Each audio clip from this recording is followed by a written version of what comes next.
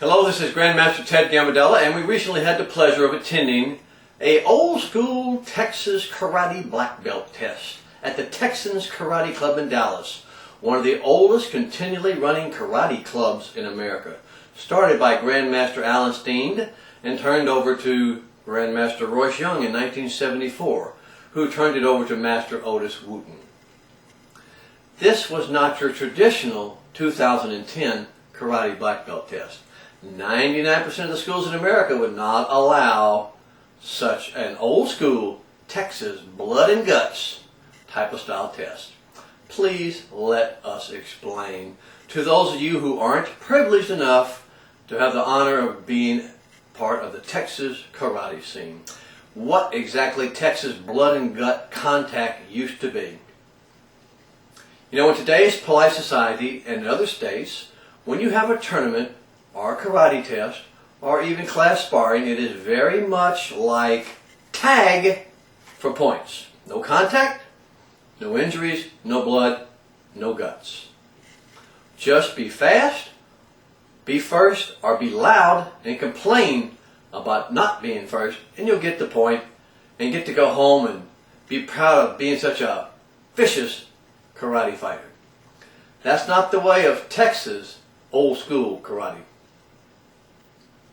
In Texas, we had a simple contact rule.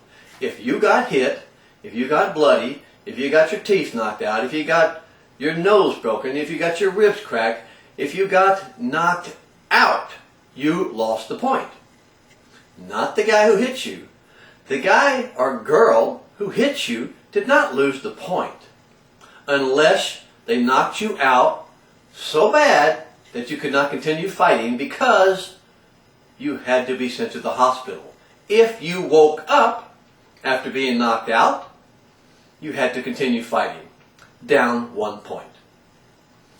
The results were not what you might think. It resulted in producing some of the greatest fighters in U.S. martial arts history. The Texas schools grew in leaps and bounds, and the world championships never stopped. From the first major karate tournament held in America, Ed Parker's International in California, which Pat Burleson won, and which Grandmaster Alan Steen beat Joe Louis and Chuck Norris on the same day, down to Roy Kerbin, Skipper Mullins, and then to the Golden Greek Demetrius Havanis. The tradition of world champions passed on. And finally to the one and only Billy Jack Jackson, who also became a world full contact champion. And then down to Raymond McCallum and Linda Dentley. World champions. And of course, the only person to ever be a world kickboxing champion and a world boxing champion, the incomparable Troy Dorsey. And then to Master Guy Metzger, one of the first UFC world champions and the king of pancreas. The string of full contact world champions went on for over 50 years for Texas karate fighters, men and women, all due to the blood and gut style of Texas karate.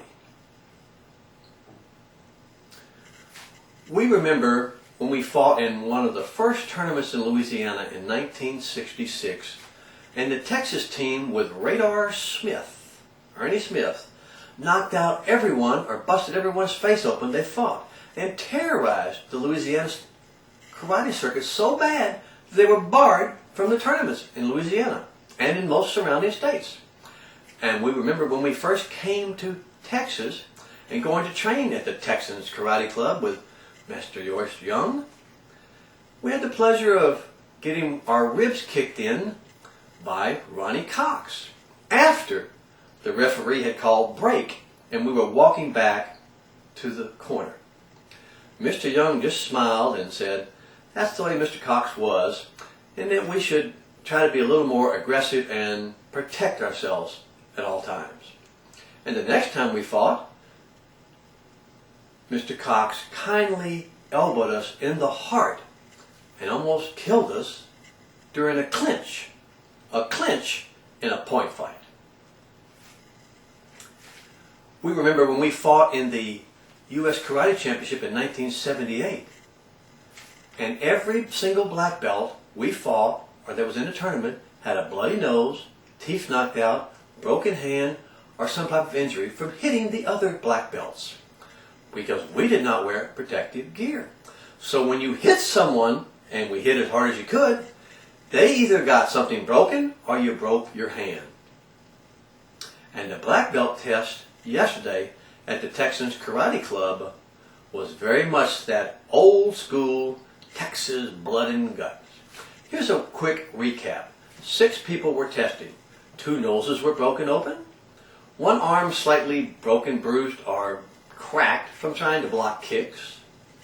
2 eyes blackened, 1 eye cut open. 1 person knocked out standing, and 1 person knocked down and out. And the fighters ranged in age from 15 to 57. And 1 was a lady. None of them quit. None of them complained about the blood or the contact. And they all passed. It did get a little out of control in the beginning after the first broken nose, and I had to make a little speech to calm the fighters down and tell them to watch the contact, which they did for 15 seconds until the next fighter got his nose broken. In fact, a special request was made by one of the grandmasters to see 2 young ladies fight who were not even in the test. One was a 15-year-old brown belt, and she had a full contact fight with a 25-year-old 4th degree black belt lady.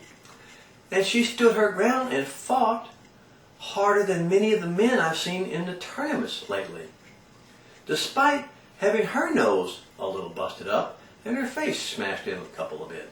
She, at 15, is definitely old school tough, and I predict she'll be a world champion, continuing the Texas tradition. This is Texas Blood and Guts Karate. If you don't see blood, there must not have been a fight. And if you don't have the guts to handle the contact, don't step into the ring. Texas Karate, the toughest karate in the world. This is Grandmaster Gambardella. See you next time.